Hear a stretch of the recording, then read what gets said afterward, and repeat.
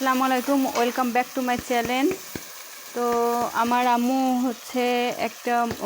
আম্মু পোলাও দিয়ে মুরগি দিয়ে মোরগ পোলাও করছে। আর আপনারা দেখুন। তো প্রথমে কাঁচামরিচ পেঁয়াজ ভেজে নিয়ে লাল করলো, লাল করে তার মধ্যে গরম মশলা তেজপাতা দিয়ে দিয়েছে। তো আমি সেটা এখনই দেখলাম। তো দেখুন আপনারা, পোলাও দিয়ে এখন পোলাওটাকে কষাবে। আমি একটু নেড়ে দিই।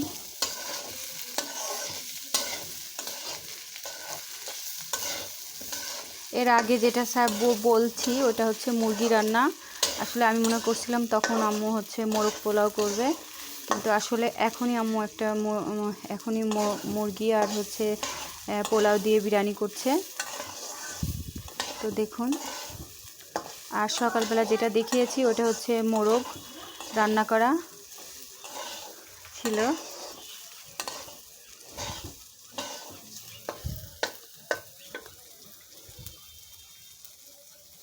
আম্মু দেখেন এখানে পানি গরম করে রাখছে। মুরগি সিদ্ধ করে যে পানিটা বের হয়েছে সে পানিটা রাখছে। সে পানি দিয়েই পোলাও রান্না করবে।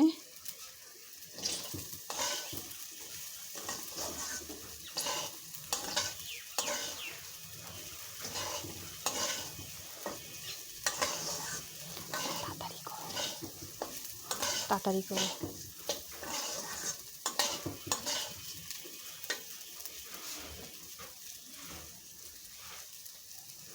এখন মুরগির মাংস যেটা কষানো ছিল সেটা দিয়ে দিচ্ছে।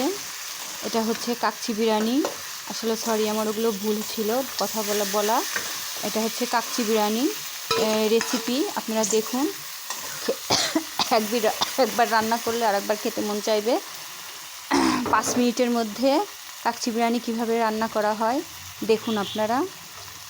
তো পানি ওই গরম করা ছিল, যে মুরগিটা সিদ্ধ করে যে পানিটা বের হয়েছিল সে পানিটা এখন ঢেলে দিবে।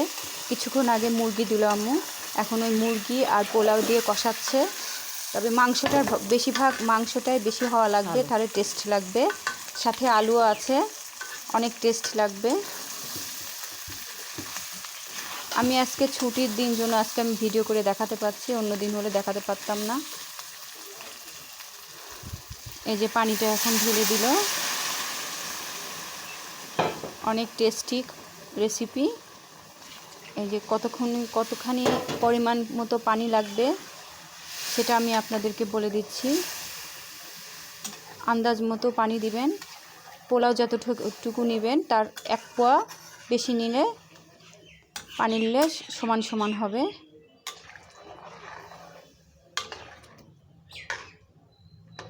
যেন পোলাওটা কাঁচা কাঁচা ভাব না থাকে, আর পোলাওটা যেন সিদ্ধ হয়ে যায়, সেই আন্দাজ মতোই বিরিয়ানিটা রান্না করছে।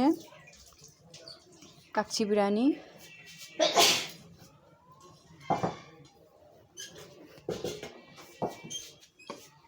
তো পোলাওর চালটা একটু কম হওয়া লাগবে, মাংসটা একটু বেশি হওয়া লাগবে।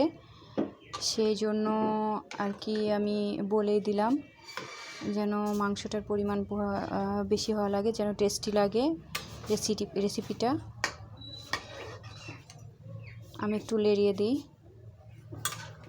আমি আর কি আম্মুই রান্না করছে।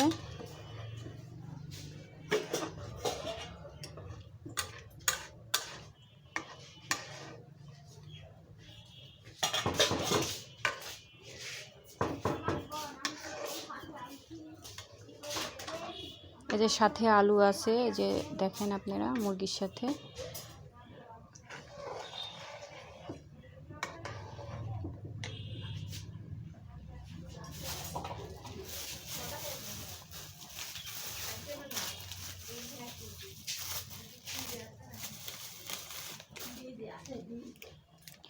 সাথে বিরিয়ানির মশলাটা দেওয়া লাগবে।